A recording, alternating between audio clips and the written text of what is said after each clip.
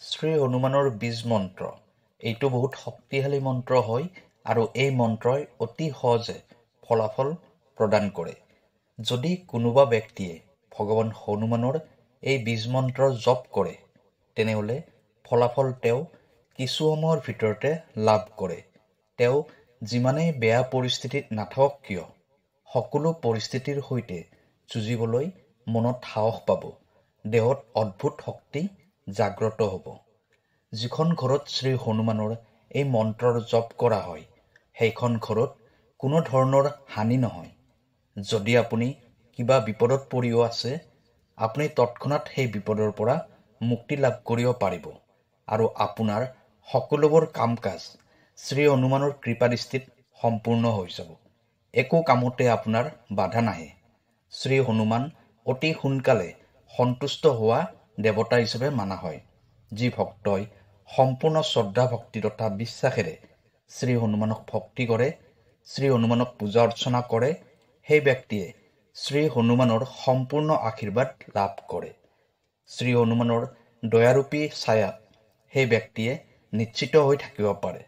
কোনো ভয় ভাবুকিয়ে সেই ব্যক্তিক নিজৰ ৰাস্তাৰ পৰা আঁতৰাব নোৱাৰে আৰু শ্ৰী হনুমানক সন্তুষ্ট কৰাটো অত্যন্ত সহজ কাম হয়। প্ৰিয় দৰ্শক, আছামিজ এষ্ট্ৰলজিলৈ আপোনাক স্বাগতম জনাইছোঁ। মই এষ্ট্ৰলজাৰ ধীৰেশ শৰ্মা। ভিডিঅ'টো শ্বেয়াৰ কৰি দিব আৰু কমেণ্টত লিখিব জয় শ্ৰীৰাম, জয় বজৰংবলী। প্ৰিয় দৰ্শক, যদি আপোনাৰ ব্যক্তিগতভাৱে কিবা সমস্যা হৈ আছে তেনেহ'লে ভিডিঅ'ৰ স্ক্ৰীণত দিয়া নাম্বাৰত আমাৰ সৈতে যোগাযোগ কৰিব। আমি আপোনাৰ সমস্যাসমূহ সমাধান কৰিবলৈ চেষ্টা কৰিম। এতিয়া আহক ভিডিঅ'ৰ পৰৱৰ্তী অংশলৈ যাওঁ। যদি আপুনি প্ৰতিদিনে এই হনুমানৰ বীজ মন্ত্ৰটো জপ কৰে আৰু শ্ৰী হনুমানৰ পূজা অৰ্চনা কৰে তেনেহ'লে আপোনাৰ কাম কাজ একো বাধা বিঘিনি নোহোৱাকৈ সম্পূৰ্ণ হৈ যাব আৰু বাধা বিঘিনি আহিলে শ্ৰী হনুমানক স্মৰণ কৰিলে সেই বাধা বিঘিনিবোৰ আঁতৰি যাব। শ্ৰী হনুমান সকলোবোৰ সিদ্ধিৰ দাতা হয়। শ্ৰী হনুমানক অষ্টসিদ্ধি ননিধিৰ দাতা হিচাপে মানা হয়। শ্ৰী হনুমানক সন্তুষ্ট কৰিব পাৰিলে যিকোনো সিদ্ধি তথা শক্তি আপুনি প্ৰাপ্তি কৰিব পাৰে আৰু শ্ৰী হনুমানৰ কৃপাত আপুনি অষ্টসিদ্ধি ননিধি প্ৰাপ্তি কৰিব পাৰিব। শ্ৰী হনুমানৰ পূজা তথা সাধনা কৰাৰ সময়ত কিছু নিয়ম পালন কৰাৰ প্ৰয়োজন হয় যাতে আপোনাৰ একো ভুল নহয়। কাৰণ আপুনি যেতিয়া যিকোনো সাধনা কৰিব আপোনাৰ ইচ্ছাপূৰ্তিৰ বাবে সেই সময়ত এই নিয়মবোৰ পালন কৰাৰ প্ৰয়োজন হয় যাতে আপুনি তাৰ ফল লাভ কৰে। কাৰণ এনেকুৱা যাতে নহয় আপুনি শ্ৰী হনুমানৰ সাধনা কৰিছে কিন্তু আপুনি একো ফল পোৱা নাই। যিকোনো কামতে আমি সফল হ'ব পাৰোঁ যদিহে সেই কামটো সম্পূৰ্ণ নীতি নিয়ম অনুসৰি সম্পূৰ্ণ সাধনাৰ দ্বাৰা কৰা হয়। এটা কথাৰ ওপৰত আপুনি সদায় গুৰুত্ব দিব যে হনুমানজীৰ যেতিয়া আপুনি সাধনা কৰিব সেই সময়ত ব্ৰহ্মচৰ্য পালন কৰাটো অত্যন্ত প্ৰয়োজনীয় হয়। সেই সময়ত আপুনি স্ত্ৰীৰ সৈতে সম্বন্ধ নকৰিব, স্ত্ৰীৰ সৈতে সহবাস নকৰিব। মনত পজিটিভ চিন্তাধাৰা থাকিব লাগিব। নিগেটিভ চিন্তাধাৰা মনলৈ একেবাৰে নানিব। কোনো ব্যক্তিৰ প্ৰতি মনত বেয়া ভাৱ নাৰাখিব। তেতিয়াহে আপুনি শ্ৰী হনুমানক পূজা তথা সাধনা কৰাৰ উপযুক্ত হৈ উঠিব। অন্যথা আপুনি শ্ৰী হনুমানৰ পূজা তথা সাধনা কৰিলে একো লাভ প্ৰাপ্তি কৰিব নোৱাৰিব। দ্বিতীয়তে, আপুনি নিস্বাৰ্থভাৱে সেৱা কৰিব লাগিব। কোনো ব্যক্তিক যদি আপুনি সহায় কৰে সেই সহায় কৰাৰ ক্ষেত্ৰত একো স্বাৰ্থৰ ভাৱ মনত নাৰাখিব। খং আৰু অহংকাৰৰ পৰা সদায় দূৰত থাকিব লাগিব। ধৰা হ'ল ঘৰত আপোনাৰ কাজিয়া পেচাল হৈ আছে আৰু আপুনি শ্ৰী হনুমানক পূজা সাধনা কৰিবলৈ গৈছে। এনেকুৱা ক্ষেত্ৰত শ্ৰী হনুমানক আপুনি সন্তুষ্ট কৰিব নোৱাৰিব। প্ৰথমতে আপোনাৰ ঘৰখনৰ সদস্যসকলে সুখ শান্তিৰে থাকিব লাগিব। সকলোৰে আশীৰ্বাদ আপোনাৰ লগত থাকিব লাগে। তেতিয়াহে আপুনি যিকোনো কামতে সফলতা প্ৰাপ্তি কৰিব পাৰিব। খং, অহংকাৰ আৰু কাজিয়া পেচালৰ পৰা সদায় দূৰত থাকিব লাগিব। শ্ৰী হনুমানক ঘিৰে বনোৱা লাড্ডুৰ প্ৰসাদ অৰ্পণ কৰিব লাগিব, নাইবা অলপ ঘিত গুড় মিহলাই শ্ৰী হনুমানক অৰ্পণ কৰিব পাৰে।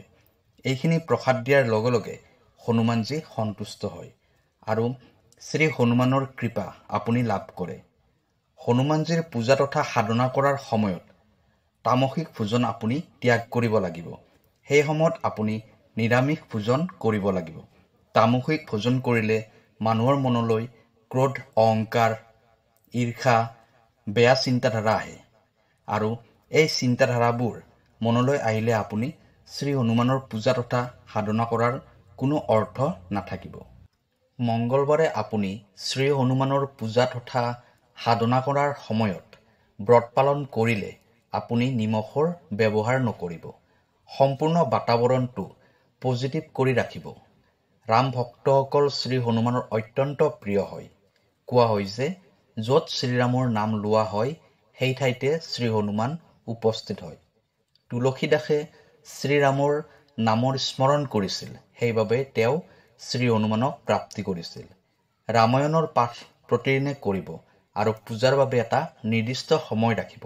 পূজাৰ সময়টো আপুনি বাৰে বাৰে চেঞ্জ কৰি নাথাকিব, যাতে আপোনাৰ কাৰ্যত একো বাধা নাহে। আপোনাৰ কাম কাজবোৰ যাতে পজিটিভলি হৈ যায়। প্ৰভু শ্ৰীৰামৰ পূজা কৰিবলৈ আপুনি নাপাহৰিব। হনুমান চালিচাত তুলসীদাসে লিখিছে, ৰাম ৰসায়ন তোমাৰে পাছা। যি ৰাম ৰসায়নৰ কথা কোৱা হৈছে সেইটো ৰাম নামৰ জপ কৰাৰ কথাই কোৱা হৈছে। এই ৰাম নামটো আপুনি ডিঙিৰ হাৰ বনাই লওক। তেতিয়া আপুনি শ্ৰী হনুমানৰ আটাইতকৈ প্ৰিয় ভক্ত হ'ব আৰু হনুমানজীয়ে আপোনাৰ জীৱনত নিজে নিজেই পদাৰ্পণ কৰিব। সেয়েহে ৰামৰ নাম ল'বলৈ আপুনি নাপাহৰিব। হনুমান চালিচাৰ প্ৰভাৱ অত্যধিক চমৎকাৰিক মানা হৈছে। এই হনুমান চালিচা আপুনি প্ৰতিদিনে 11 বাৰ পাঠ কৰিব লাগে। তেতিয়া শ্ৰী হনুমান নিজেই সন্তুষ্ট হ'ব আৰু আপুনি শ্ৰী হনুমানৰ কৃপা লাভ কৰিব পাৰিব। ইয়াতকৈ বেলেগ একো উপায় নাই আৰু ইয়াতকৈ ডাঙৰ একো সাধনাও নাই। হনুমান চালিচাৰ সাধনাৰ কিছু তান্ত্ৰিক মন্ত্ৰ আছে, যিবোৰ আপুনি জপ কৰি শ্ৰী হনুমানক সন্তুষ্ট কৰিব পাৰে। সেই বীজ মন্ত্ৰৰ বিষয়ে আপোনাক আজি কোৱা হ'ব, যি মন্ত্ৰ প্ৰয়োগ কৰি আপুনি শ্ৰী হনুমানক প্ৰাপ্তি কৰিব পাৰিব। শুক্লাপক্ষৰ প্ৰথম মঙ্গলবাৰৰ পৰা আপুনি এই সাধনা কৰিব লাগিব। শ্ৰী হনুমানৰ মূৰ্তি নাইবা ফটোৰ সন্মুখত ৰঙা আসন পাৰি বহিব। এগছি ঘিৰ চাকি জ্বলাব। ৰঙা চন্দনৰ মালা ল'ব লাগিব, নহ'লে ৰুদ্ৰাক্ষৰ মালা ল'লেও হ'ব। প্ৰতিদিনে 11 মালা আপুনি 40 দিনৰ বাবে জপ কৰিব লাগিব। এই মন্ত্ৰ জপ কৰাৰ ফলত শ্ৰী হনুমানৰ সেই সিদ্ধি প্ৰাপ্তি কৰিব আৰু শ্ৰী হনুমানৰ এই সিদ্ধি প্ৰাপ্তি কৰাৰ পিছত আপুনি আৰু চিন্তা কৰাৰ একো প্ৰয়োজন নাই। এতিয়া এই মন্ত্ৰকেইটা কৈ দিছোঁ। প্ৰথম মন্ত্ৰটো হ'ল ওম হু হু হনুমতে ফট। ইমান সহজ মন্ত্ৰ, আপুনি একেৰাহে জপ কৰিব লাগিব। দ্বিতীয় মন্ত্ৰটো হ'ল ওম পৱন নন্দনাই স্বাহা। এই মন্ত্ৰটো আপুনি জপ কৰিব লাগিব। তৃতীয় মন্ত্ৰটো হ'ল ওম হন হনুমতে ৰুদ্ৰাত্মকাই হু ফট। এই তিনিটা মন্ত্ৰৰ ভিতৰত যিকোনো এটা মন্ত্ৰ আপুনি জপ কৰিব পাৰে। যিটো মন্ত্ৰ আপুনি জপ কৰিব 11 মালা প্ৰতিদিনে 40 দিনৰ বাবে জপ কৰিব। মন্ত্ৰকেইটা আকৌ এবাৰ কৈ দিছোঁ। প্ৰথম মন্ত্ৰটো হ'ল ওম হু হু হনুমতয়ে ফট। দ্বিতীয় মন্ত্ৰটো হ'ল ওম পৱন নন্দনাই স্বাহা। তৃতীয় মন্ত্ৰটো হ'ল ওম হন হনুমতে ৰুদ্ৰাত্মকাই হু ফট। এই তিনিটা মন্ত্ৰৰ ভিতৰত যিকোনো মন্ত্ৰ এটা আপুনি জপ কৰিলেও হ'ব। ইয়াৰ ফলত আপুনি নিশ্চিত ৰূপত শ্ৰী হনুমানৰ সিদ্ধি প্ৰাপ্তি কৰিব। ইয়াৰ লগতে আপোনাক জনাই আছোঁ অষ্টদক্ষাক্ষৰ মন্ত্ৰ। এইটো বহুত চমৎকাৰী মন্ত্ৰ হয় আৰু শ্ৰী হনুমানৰ সম্পূৰ্ণ কৃপা এই মন্ত্ৰটোৰ দ্বাৰা আপুনি লাভ কৰিব পাৰিব। যিখন ঘৰত এই মন্ত্ৰটো জপ কৰা হয় সেইখন ঘৰত কেতিয়াও হানি বিঘিনি নহয়। ধন সম্পদ সকলোবোৰ আপুনি প্ৰাপ্তি কৰিব পাৰিব। এই মন্ত্ৰটো হ'ল ওম নমো ভাগৱতে আঞ্জনেয়াই মহাবলায়ে স্বাহা। এই মন্ত্ৰটোৰ দেৱতা স্বয়ং হনুমান হয়। এই মন্ত্ৰটোৰ জপ 10,000 বাৰ যদি কোনোবাই কৰে তেওঁ শ্ৰী হনুমানৰ সিদ্ধি প্ৰাপ্তি কৰে। এই 10,000 বাৰ জপ আপুনি একেদিনতে কৰিব নালাগে। আপুনি এটা নিয়ম বনাই ল'ব লাগিব যে আপুনি এদিনত কিমানবাৰ জপ কৰিব তেনেকৈ হিচাপ কৰি আপুনি 10,000 বাৰ জপ কৰিব লাগিব। ধৰক এদিনত 500 বাৰ আপুনি জপ কৰিলে 20 দিনত আপোনাৰ 10,000 হৈ যাব। প্ৰথম দিনা যিমান বাৰ বাকীকেইটা দিনতো সিমান বাৰে আপুনি জপ কৰিব লাগিব। ইয়াৰ দ্বাৰা শ্ৰী হনুমানৰ সেই সিদ্ধি প্ৰাপ্তি কৰিব পাৰিব, যিটো সিদ্ধি প্ৰাপ্তি কৰাৰ ফলত আপোনাক কোনেও হৰুৱাব নোৱাৰে। আপুনি সকলোতে জয়ী হ'ব পাৰিব। সকলো কামতে আপুনি সফলতা প্ৰাপ্তি কৰিব পাৰিব। শ্ৰী হনুমানৰ পূজা তথা সাধনা কৰাৰ ফলত সমস্ত প্ৰকাৰৰ দুখ কষ্ট দূৰ হৈ যায়। শ্ৰী হনুমানৰ আৰু কেইটামান প্ৰসিদ্ধ মন্ত্ৰ আছে, যিবোৰ মন্ত্ৰ সাধনা কৰাৰ ফলত সমস্ত প্ৰকাৰৰ দুখ সংকট চিৰদিনৰ বাবে নাশ হৈ যায়। 41 দিন এই মন্ত্ৰটো জপ কৰিব লাগে, 7 মালাকৈ প্ৰতিদিনে। শ্ৰী হনুমানৰ ওচৰত ঘিৰ চাকি জ্বলাই ৰঙা কাপোৰত আসন পাৰি বহি ল'ব। এই মন্ত্ৰটো জপ কৰাৰ ফলত সকলো ক্ষেত্ৰতে আপুনি সফলতা লাভ কৰিব পাৰিব। প্ৰথম মন্ত্ৰটো হ'ল ওম নমো হনুমতে ৰুদ্ৰাৱতাৰায় বিশ্বৰূপায় অমিত বিক্ৰমায় প্ৰকট পৰাক্ৰমায় মহাবলায় সূৰ্যকোটি সম্প্ৰভায় ৰামদূতাই স্বাহা। এই মন্ত্ৰটো জপ কৰিলে আপুনি সকলো ক্ষেত্ৰতে সিদ্ধি প্ৰাপ্তি কৰিব। দ্বিতীয় মন্ত্ৰটো হ'ল ওম নমো হনুমতে ৰুদ্ৰাৱতাৰায় সৰ্ব শত্ৰু সংহৰণায় সৰ্বৰোগায় সৰ্ববশীকৰণায় ৰামদূতাই স্বাহা। এই মন্ত্ৰটোৰ জপ কৰিলে আপোনাৰ নিশ্চিত ৰূপত সকলোবোৰ কামত সফলতা আহিব আৰু শ্ৰী হনুমানৰ সিদ্ধি আপুনি প্ৰাপ্তি কৰিব পাৰিব। শ্ৰী হনুমানৰ কৃপা প্ৰাপ্তি কৰিব পাৰিলে আপুনি জীৱনত ধন ঐশ্বৰ্য সুখ সমৃদ্ধি লাভ কৰিব পাৰিব।